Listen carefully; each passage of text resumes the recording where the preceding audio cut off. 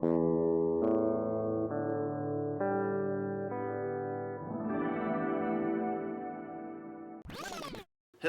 everybody. We're going to talk about tuning a 12 string today. There's a gazillion videos out on the internet that tell you how to tune a 12 string. I'm not going to rehash all of those, but I want to give you a little tuning tip that might help you avoid breaking some strings sometimes with a new set of strings. When you're putting on your strings and you're tuning back up to pitch, start with the lower octaves of your pairs first. So your low E, your low A, your low D, get those up to pitch, much as if you're tuning a 6-string guitar. What this does is it begins to put a little bit of tension on the neck, so it kind of stabilizes and gets where what happens when you are tuning is your neck actually wobbles back and forth just a little bit. All guitars do this, even the nicest ones. With Taylors, Martins, they all do this because wood flexes just a little bit, and there's a couple of 100 pounds of tension on a 12-string guitar neck. So as you're tuning up, let's say you have your tuner on, you tune this low E string up to pitch, then you go tune all the others and you go back to tune this string, you're going to see that it's flat. That's because the neck shifted a little bit. So you have to get your low octave strings in tune first. Then start tuning the higher octave strings. When you do those higher octave strings, I usually just start here and work my way around, but I skip the octave on the G string. And then I do the unison pairs on the B and the E. Once that is all good, I have those things all tuned up where they're pretty stable, then I tune up that octave on the high G string. I do that because when the neck is shifting very imperceptibly back and forth a little bit, you're tuning, you're tweaking, getting all of those set.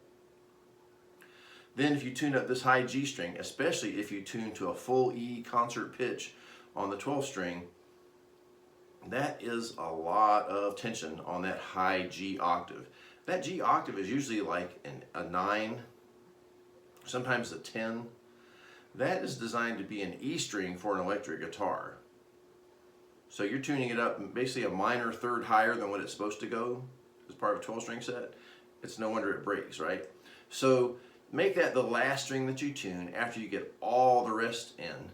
Then check your tuning for all the others once you get the last one in, because even when you tune that high G up, it's going to pull them out a little bit out of tune. So again, start with the low octaves first, tune the higher octaves. Now, once you get it in tune, no electronic tuner in the world gets a 12-string perfectly, precisely in pitch. It's because of some weird stuff to do with the temperament of tunings and what keys you play in and stuff. You know this feeling. You've played in the key of E, then you switch over to G and your B string is sharp. So you tune it so it sounds right in the key of G. When you switch over to the key of E again, the B string sounds flat. So it has to do with the temperament of the tunings and fretted instruments. It's always a problem as long as you have an instrument that's got frets that aren't movable. What you do after you get everything tuned up, according to the tuner, make sure you check with your ear. What I do is I play a G here on the 3rd fret, and I match it with the octave on the G string. They should be the same. Then I go to the D string, 3rd fret, or excuse me, the B string, 3rd fret, and I play that note D. That should be the same note as the octave on my D string. If it sounds out a little bit, one or the other has to be tweaked. Then you go to the 3rd string, go to the 2nd fret, play an A, and the bottom string on the 3rd string pair ought to be the same note as the octave on the 5th string pair. So once you have those matching, then you're pretty much in tune. Then you can